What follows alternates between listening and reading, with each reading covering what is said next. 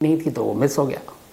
तो आज सैटरडे यानी हिट एंड मिस, मेरी वो कहानियाँ या मेरी वो रिपोर्टिंग जिसमें कभी आगे रहा, कभी पीछे रहा, कभी कामयाब रहा, कभी नाकाम रहा, लेकिन आज की जो कहानी है वो हिट भी है और बिना मिस के मिस भी है।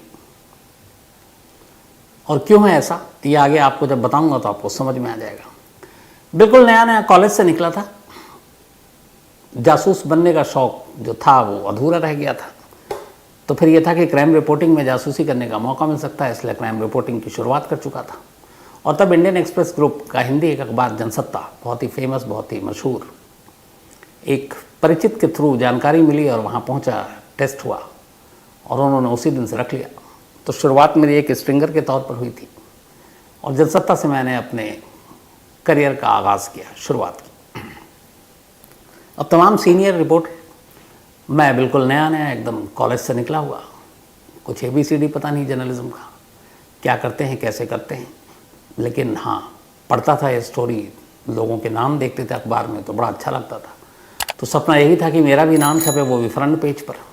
शुरुआत में नाम छपते थे बाईलाइन जिसे कहते हैं हम लोग, जब एक रिपोर्टर की स्टोरी छपती है अखबार में, मैगजीन में, उसको बाईलाइन कहते हैं। तो बाईलाइन उस वक्त समझ में आया कि बाईलाइन क्या होता है। तो अंदर के अखबार पेज नंबर 3-4 पर कई बार नाम छपे, लेकिन ये था कि बाकी लोगों की तरह पहले पन्ने पर कब आऊँगा। अब पहले पन्ने पर बड़ी खबरों को ही जगह मिलती है और जब बड़ी खबर, इसका मतलब फिर बड़े रिपोर्टर।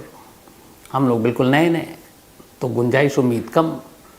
तो हमेशा ये होता है जो हर पेशे में कि काश एक कोई इनिंग मिल जाए, बेहतरीन रन बनाऊँ, कोई ऐसी चीज़ हो जाए जिससे मैं थोड़ा सा हट कर कुछ कर लूँ। तो चूँकि उस वक्त क्राइम रिपोर्टिंग शुरू की थी तो हमेशा मन में रहता था काश कोई बहुत बड़ी खबर आ जाए और जिसको मुझे कवर करने का मौका मिले। तो यहाँ पे दोनों चीज़ें हैं, एक क्राइम रिपोर्टर हैं, बड़ी खबर का मतलब ये होता है कि जो भी होगा बुरी ही होगी। अगर 3-4 मर्डर हो गए तो भी एक रिपोर्टर के तौर पर आप हैं कि चलो यार बहुत बड़ी खबर है, मज़ा आएगा करने में। दूसरा पहलू बड़ा अजीब है कि कैसे इंसान हो यार, मतलब किसी की लाशों पर बायलाइन लेने की सोच रहे हो। लेकिन हर पेशे की अपनी अपनी मजबूरियाँ हैं। तो उस वक्त भी यही सोचा करता था कोई बड़ी खबर आए जिसमें अकेले करने का मौका मिले, क्योंकि वैसे कोई बड़ी खबर आती तो फिर सीनियर लोग पहुंच जाते।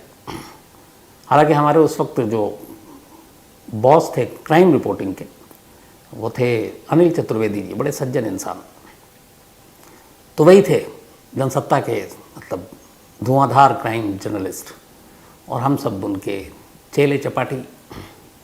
तो जब थोड़ा बहुत इधर उधर मौका मिल जाता वो भी दे देते कि चलो ये तुम कर लो, और ऐसे ही सिलसिला चलता रहा। लेकिन तभी 1995 कुछ ही वक्त बीता था जनसत्ता में, एक रात एक मौका मिला और वो मौका ऐसा मिला कि जिसकी शायद बहुत ज़माने से तलाश थी। ये बात है 1995 की, 2 जुलाई की रात थी, 2 जुलाई। और उस दिन 2 जुलाई दिन मुझे याद नहीं, लेकिन 2 जुलाई 1995, तब अखबार में ऐसे काम होता था कि 8 बजे के बाद लगभग सारे आपकी स्टोरी सब चली जाती थी, फ्रंट पेज का कुछ हिस्सा छोड़कर, ताकि कोई अचानक बड़ी खबर आ जाए तो वो छप जाए। लेकिन 11 बजे तक वो भी पेज बनने के लिए चला जाए। तो इसका मतलब है कि 9-10 बजे के बाद कोई भी स्टोरी अखबार में नहीं जाएगी, क्योंकि अखबार ऑलरेडी सब कुछ सेट हो चुका है। अब पब्लिश होना, उसमें प्रिंट भी होना है, फिर देश भर में आपको भेजना है। तो अलग अलग फ़्लाइट की टाइमिंग है कि दिल्ली से मुंबई जाना है या रांची जाना है या फिर लखनऊ जाना है, MP जाना है। तो इसीलिए यह वहाँ पे एक अच्छी चीज़ ये थी रिपोर्टिंग के लिहाज से कि 8 बजे तक जो भी खबरें हैं वो कर लो, 8 के बाद तुम फ्री हो, फिर चाहे कुछ भी हो जाए। अब अगले ही दिन छपेगा, उस रात तो नहीं, क्योंकि सब पेज फाइनल हो चुका है। दूसरी एक अच्छी चीज़ थी उस वक्त, या बुरी भी कहें, कि 1995 मोबाइल नया नया आया था, लेकिन हर हाथ में नहीं था। और जिन हाथों में था वो मतलब बहुत अमीर लोग, क्योंकि 25-30 रुपये तो मिनट, चाहे इनकमिंग या आउटगोइंग। तो पेजर का ज़माना हुआ करता था, पेजर भी बाद में आया था। तो लैंडलाइन का ही इस्तेमाल हुआ करता था। तो जब दफ्तर में आए तो जितने सोर्स हैं बैठ कर घुमाते थे फ़ोन लैंडलाइन के थ्रू, पुलिस वालों से या पुलिस हेडक्वार्टर में या अपने सोर्स से। और घर पहुँचते थे तो कुछ लोगों को घर के नंबर दे रखे, तो उस वक्त घर के नंबर बांटे जाते थे। तो मुझे आज भी याद है वो नंबर, अब तो रहा नहीं, 327845 ये मेरा लैंडलाइन घर का नंबर हुआ करता था। और जब ये फ़ोन आया था तब भी बड़ी खुशी की बात थी, इसलिए कि उस वक्त MTNL के कनेक्शन भी बड़े मुश्किल से मिलते थे, लंबा इंतज़ार। तो यही नंबर था, मोबाइल था नहीं। तो एक बार आप दफ्तर पहुंच गए तो ठीक, दफ्तर से आप निकल गए तो फिर आप किसी के कांटेक्ट में नहीं है। बॉस भी अगर कुछ चाहेगी करवाने के लिए तो आपको कांटेक्ट नहीं कर सकते, फिर घर पे ही मैसेज देना पड़ेगा। तो उसमें आसानी भी थी, बहुत सारी खबरें छूट जाती थी तो ये होता था कि पता ही नहीं था और मैं तो था नहीं, और कैसे मैसेज पहुँचाए। मोबाइल ने आकर वो चीज़ें बदल दी। उसके बाद मोबाइल ने जो है क्लास लगवानी शुरू कर दी कि अगर कुछ नहीं था, मोबाइल तो था तुम्हारे पास, पूछा क्यों नहीं, पता क्यों नहीं किया, उठाया क्यों नहीं। तो उस वक्त ये सारे फ़ायदे होते थे मोबाइल ना होने से, बहुत सारे फ़ायदे थे। तो 2 जुलाई 1995 की बात है, करीब 8 बजे के आसपास मैं ITO पे एक्सप्रेस बिल्डिंग है, इंडियन एक्सप्रेस बिल्डिंग, उसी में जनसत्ता का दफ्तर, इंडियन एक्सप्रेस और जनसत्ता एक साथ निकलता है। और मैं वहाँ से अपना निकला घर के लिए, और एक बार ऑफिस से निकल गया तो फिर ऑफिस से कांटेक्ट ख़त्म। जब मैं घर गया उसके बाद घर पे ही था, तभी एक फ़ोन आता है लैंडलाइन पे 3278454 जो नंबर हुआ करता था। तो आमतौर पर ऑफिस के पास मैं बात घर पे ही रहा करता था, शादी वादी हुई नहीं थी।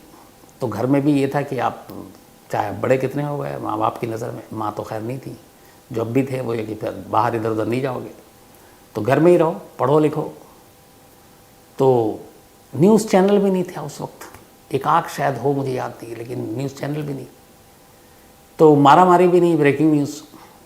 घर पहुंचा तो फ़ोन आया, फ़ोन एक सोर्स का था, और वो न्यू दिल्ली डिस्ट्रिक्ट, दिल्ली में अलग अलग डिस्ट्रिक्ट्स हैं पुलिस के, तो न्यू दिल्ली डिस्ट्रिक्ट में वो पोस्टेड था। और पोस्टेड था वो पार्लियामेंट थाना, जो पुलिस स्टेशन है पार्लियामेंट स्ट्रीट, वहाँ पे पोस्टेड। उसका फ़ोन आया कि यार भाई कनॉट प्लेस में पहुँचो, एक बड़ा केस है। तो मैंने कहा क्या हो गया? तो उसने कहा कि बड़ा केस है, मामला पॉलिटिकल भी है और बड़ा डिफरेंट केस है, अजीब सा है, मर्डर का ये मामला, और मैं इससे ज़्यादा और कुछ नहीं बता सकता हूँ, मैं भी भाग रहा हूँ, तो आप पहुँचो। और उसने मुझे पता बताया। अब उस वक्त बज रहे होंगे लगभग 11 रात के। अब मैंने कहा कि एक तरफ ये कि जाऊँ न जाऊँ,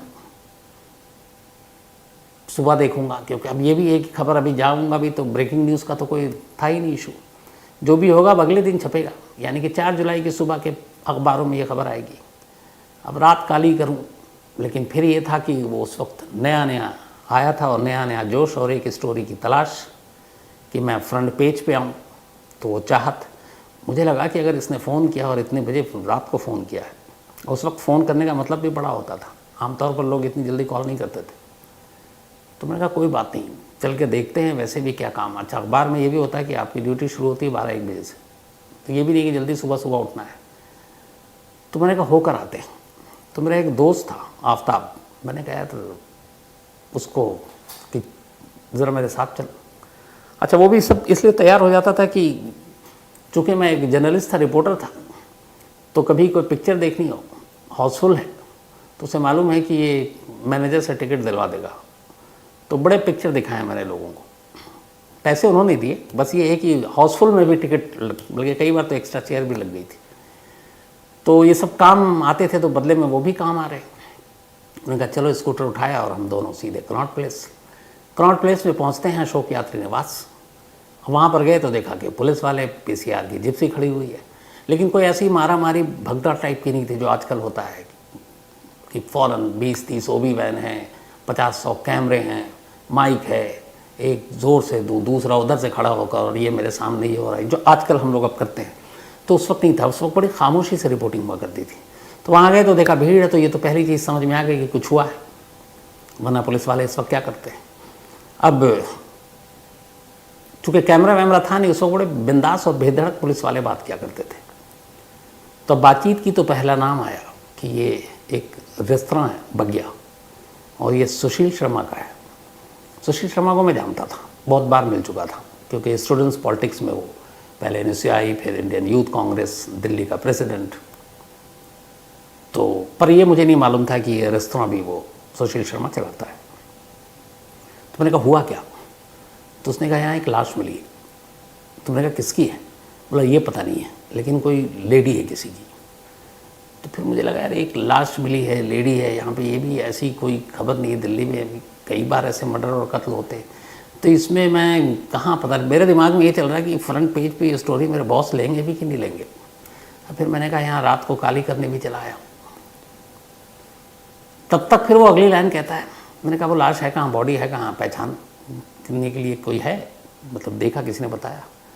बोला अभी बॉडी निकाली नहीं, निकाल रहे हैं। तो मैंने कहा कहाँ से? तो उसने बोला तंदूर से। मैंने भी एकदम जो रिएक्शन है रियल बता रहा हूँ। उसने कहा, मैंने कहा कहाँ से? उसने कहा तंदूर से। मैंने कहा अच्छा ठीक है, निकले तो मुझे बताना यार किसकी है। इसके बाद अगले 1.5 मिनट तक मैं कुछ और बात कर रहा हूँ और उसके बाद अचानक मैं पलटा। मैंने कहा इसने क्या बोला कि बॉडी तंदूर से? अच्छा तंदूर हम सब जानते हैं, मैं पुरानी दिल्ली में बहुत टाइम तक रहा हूँ कि खमीरी रोटी, तंदूरी रोटी जो बनती है तो एक तंदूर होता है। आप किसी भी ढाबे पे जाओगे तो उसकी रोटी अलग ही होती है। तो 1.5 मिनट बाद मुझे जब ख्याल आया कि इसने तंदूर बोला शायद, तो मैंने कहा तुमने क्या बोला, कहाँ से बॉडी मिली? तो उसने बोला तंदूर से। तो मैंने कहा तंदूर के आसपास मर्डर हुआ है? अरे बोला नहीं, तंदूर के अंदर बॉडी पड़ी हुई है। तो मैंने कहा तंदूर के अंदर मतलब तंदूर ठंडी है? बोला अरे तंदूर जल रहा और उसके अंदर बॉडी है। तो यही जो मैं आपको बता रहा हूँ तंदूर कांड, ये पूरी कहानी आप वैसे शुरू से आखिर तक कुकू FM ऐप पर ऑडियो बुक में भी सुन सकते हैं। तंदूर कांड क्या था, क्यों हुआ, सुशील शर्मा, नैना साहनी, मतलूब करीम और उस रात की पूरी कहानी तंदूर कांड कुकू FM ऐप पर ऑडियो बुक में, आप वहाँ पे इसे बिल्कुल डिटेल में विस्तार में सुन सकते हैं। तो कुकू FM देश का बेस्ट ऑडियो शो प्लेटफॉर्म है। 15 लाख से ज़्यादा इसके एक्टिव हिंदी पेड सब्सक्राइबर हैं और हर महीने यहाँ लगभग 42 आवर्स घंटे के कंटेंट्स के साथ ये और भी आगे बढ़ रहा है। 10,000 से ज़्यादा ऑडियो बुक हैं कुकू FM ऐप पर, जो आप कहीं भी कभी भी सुन सकते हैं, हिंदी में सुन सकते हैं। इनमें biography, business, crime, entertainment, politics, रहस्य, रोमांच, तमाम तरह की बुक हैं। और क्राइम तक फैमिली के लिए ख़ास ऑफ़र है कुकू FM ऐप की तरफ से, और वो ऑफ़र है इस बार 50% डिस्काउंट। तो यानी आप पहले महीने के लिए सिर्फ 49 रुपीज़ में सब्सक्रिप्शन हासिल कर सकते हैं और 10,000 से भी ज़्यादा जो ऑडियो बुक का ख़जाना जहाँ चाहें जब चाहें सुन सकते हैं। और डिस्क्रिप्शन में लिंक है, तो लिंक में जाएं और क्राइम तक फैमिली के लिए क्राइम 50 कूपन कोड है, उसका इस्तेमाल करें और 50% डिस्काउंट पाएँ। 99 रुपीज़ का सब्सक्रिप्शन पहले मंथ के लिए सिर्फ 49 रुपीज़ में। अब जब उसने बोला तो पहली बार मुझे लगा उसी पल कि बॉस ये पहले पन्ने पे स्टोरी जाएगी, क्योंकि मैं खुद कभी नहीं सुना मैंने ऐसा कि किसी तंदूर के अंदर, वो भी एक रनिंग रेस्टोरेंट में जो चल रहा है, चालू है, आज भी खुला हुआ है। इसके बाद मैंने एक एक कर सारी इन्फॉर्मेशन जुगाड़नी शुरू की, फिर धीरे धीरे सारी कहानी सामने आनी शुरू हुई। और मैं चूँकि उस वक्त रिस्ट्रिक्शन बहुत कम था, मीडिया और पुलिस वालों के रिश्ते बड़े फ्रेंडली थे। ये कैमरा ने बहुत कुछ ख़राब कर दिया, क्योंकि कैमरे के साथ फिर आप स्टिंग ऑपरेशन या वो चीज़ें जो आप पुलिस वाले ना चाहें कि हम दिखाएं या बताएं और वो बता दें, वहाँ पे तो ये है कि रिश्ता भरोसे का है कि अच्छा यार इतना मेरी तरफ से बोल देना, बाकी तुम सोर्सेज देख लेना, नाम नहीं आना चाहिए। तो भरोसे पे ये काम चलता था। तो उस वक्त कोई ऐसा था नहीं, और 95 की बात है। तो मतलब ये भी नहीं था कि यहाँ मत जाओ, यहाँ मत जाओ। बिल्कुल गया, तंदूर को करीब से देखा। तंदूर में तब भी लौट थी, लेकिन तब तक बॉडी निकाल ली गई थी। लेकिन ये पता नहीं था ये कौन है।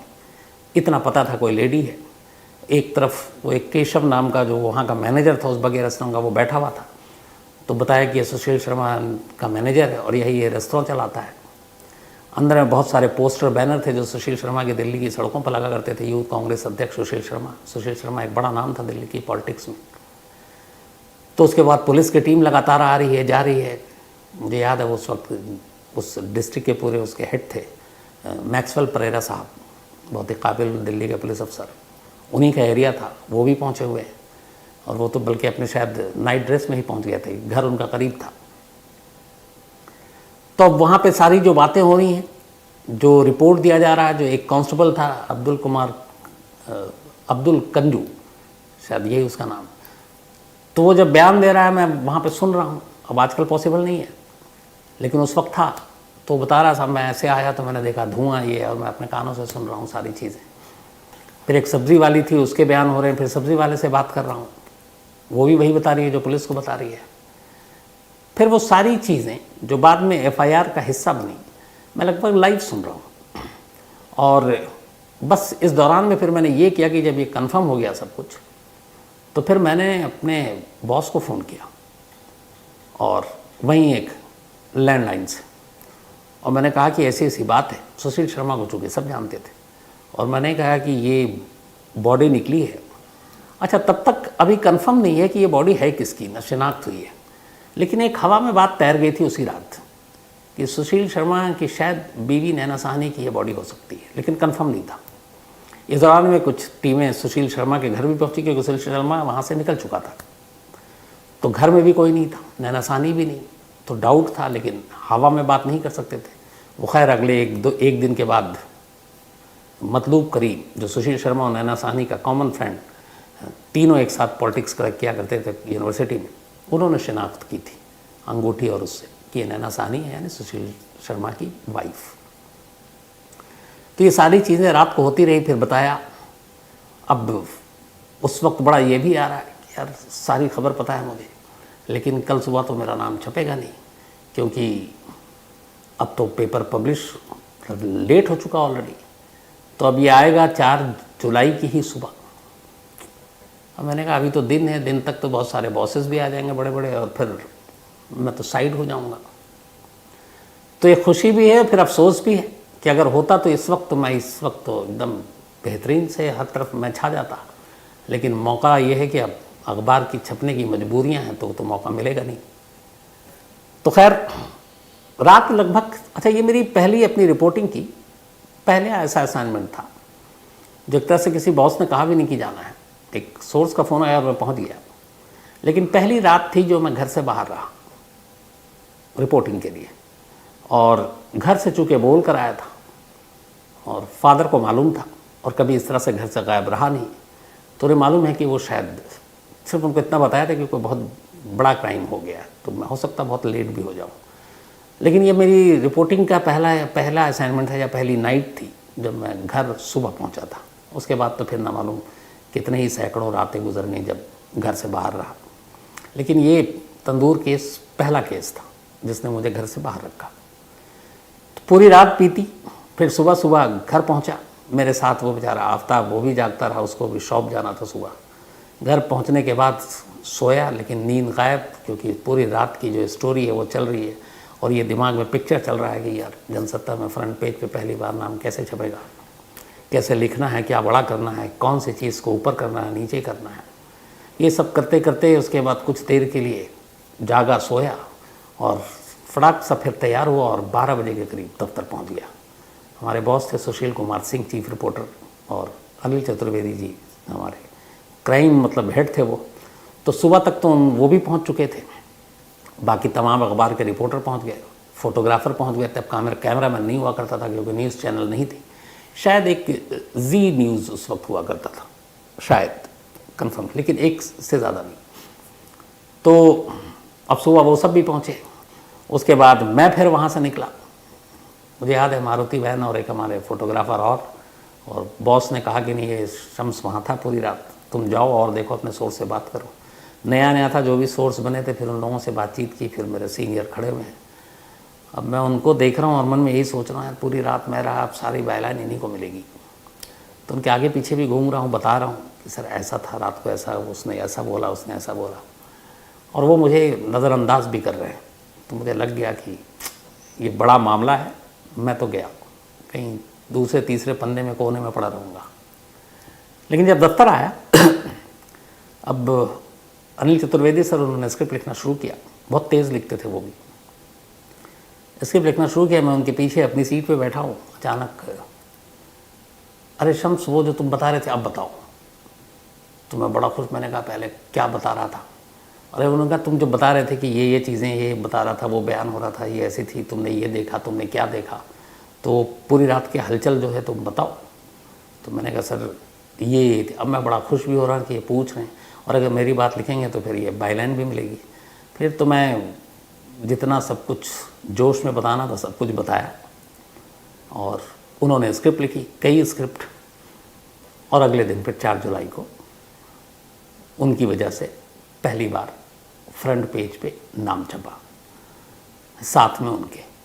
लेकिन ये मेरे लिए बड़ी बात थी, और उसकी वजह ये थी कि उससे पहले जो मेरे फादर थे, उनको बस ये था कि ये ठीक ठाक कुछ कर ले लाइफ में, कहीं बिगड़ ना जाए, भटक ना जाए। बट उन्हें ये था कि जनसत्ता में जब मैंने पहली बार बताया था, और ये भी वो प्रभात जोशी जी के बड़े फ़ैन थे, तो उन्हें ये था कि प्रभात जोशी जी जैसी हस्ती के साथ उन्हीं के दफ्तर में काम करता, तो पहली बार उनके लिए थोड़ी सी मेरी रिस्पेक्ट थी बड़ी कि नहीं ये लड़का इतना बुरा भी नहीं है। लेकिन जब वो फिर पहले पन्ने पर नाम देखा तो उन्हें भी लगा कि हाँ ये कुछ ठीक ठाक अब कर रहा है।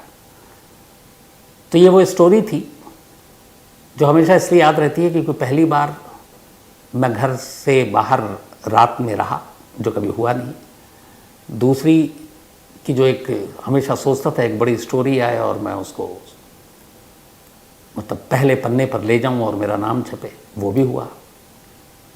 और तीसरा, करीब से ऐसी बड़ी चीज़ों को देखने और महसूस करने का मौका मिला कि क्राइम सीन क्या होता है, उसकी अहमियत क्या होती है, वहाँ पर जो लोग पुलिस वाले खड़े होते हैं उनकी जो हरकतें होती हैं, किस तरीके से वो चीज़ों को देखते हैं, क्या नोट करते हैं, वो बारीकियाँ समझने का मौका मिला। और सबसे बड़ी बात ये कि इसके बाद फिर सुशील शर्मा ने जब साउथ में सरेंडर किया, फिर गिरफ्तार करके लाया गया, फिर कई बार कोर्ट में मिलने का मौका मिला, और उसके बाद सुशील को लोअर कोर्ट ने फांसी की सज़ा सुनाई, फिर हाई कोर्ट ने उसको उस पर रोक लगाई, फिर सुप्रीम कोर्ट ने उस फांसी की सज़ा को 2013 में उम्र कैद में बदल दिया, फिर 2018 में दिल्ली हाई कोर्ट ने कहा कि अब बहुत हो गया, उसको बरी करो। तो 23 साल तक जेल में रहने के बाद 21 दिसंबर 2018 फ्राइडे की नाइट थी, वो फ्राइडे की शाम को तिहाड़ जेल से सुशील शर्मा को रिलीज़ किया गया था और वो सीधे अपने घर गया, अपने पिता से मिला, और 2018 से अब सुशील शर्मा आज़ाद। और उसके बाद बात हुई बहुत बार। उस वक्त भी जब वो रिहाई हुई थी तब सुशील शर्मा ने कई जगह पे ये स्टेटमेंट भी दिया और कहा कि हमेशा उसे नैना साहनी के साथ जो कुछ किया उसका अफसोस है, पर जो कुछ हुआ वो अचानक हुआ था। तो वो पूरी कहानी तंदूर कांड क्या है मैंने आपको पहले सुना चुका हूँ, इसलिए मैं उस कहानी में नहीं जाऊँगा। आप डिटेल में मैं आसिम से कह दूंगा कि इसके एंड में जिन लोगों ने नहीं सुना है वो भी सुन सकते हैं, तो सुन लें। लेकिन मैं ये सोचता हूँ कि अगर तंदूर कांड आज के दौर में होता, ये न्यूज़ चैनल के दौर में होता और उस ज़माने में भी न्यूज़ चैनल होता, तो शायद पूरी रात मैं लाइव पे खड़ा होता और रात से लेकर सुबह तक लगातार ऑफिस वाले मेरी लाइव लेते रहते। लेकिन अफसोस की बात है कि न्यूज़ चैनल नहीं था और प्रिंट में काम कर रहा था, ब्रेकिंग न्यूज़ से कोई लेना देना नहीं था, अखबार के अपने छपने का वक्त था, वो इंतज़ार नहीं करता कि कितनी बड़ी खबर हो जाए, वो अगले दिन ही छपेगा। तो एक दौर वो भी था जो देखा। अब ये भी सोचता हूँ कि वो दौर बेहतर था, सुकून वाला, या ये दौर बेकार है, क्योंकि उस दौर में एक सुकून तो था कि आप रात घर पहुँच गए, उसके बाद कुछ भी हो जाए, अब आप अगले दिन से पहले छपेंगे नहीं। लेकिन यहाँ अगले पल का इंतज़ार, पता नहीं चलता कि आप कहाँ हो, छुट्टी पे हो, क्या कर रहे हो, और कब कहीं से क्या फ़ोन आ जाए और फिर कौन सी बड़ी खबर हो जाए और आप लगातार घंटों कैमरे के सामने खड़े रहे। तो ये भी एक अलग दौर है। तो यही है आज की हिट एंड मिस, क्योंकि ये मुझे लगता है पूरी तरह से हिट भी है, लेकिन हिट इसलिए नहीं हुआ कि 4 जुलाई को जब ये खबर छपी तंदूर कांड की, तो हर अखबार में एक साथ छपी, क्योंकि आप कुछ और कर नहीं सकते, तो कोई आगे और पीछे नहीं कर सकता। हाँ, उससे पहले 3 जुलाई को ये अखबार संडे टाइम्स में ये खबर छपी, जो दिल्ली से एक छपती है और मिड डे, तो ये इवनिंगर हुआ करता था, तो उन्होंने दिन में छापी क्योंकि उनका अखबार दिन में ही आता है। और जितने नेशनल न्यूज़पेपर थे, 4 जुलाई की सुबह ये खबर छपी और उस 4 जुलाई की सुबह पहले पन्ने पर नाम भी छपा मेरा। तो ये थी वो कहानी, हिट एंड मिस। अब इसको मैं हिट भी कह लूँ, मिस भी कहूँ, ना कहूँ, खुद ही कन्फ्यूज़न में हूँ, लेकिन आपके सामने रख दिया।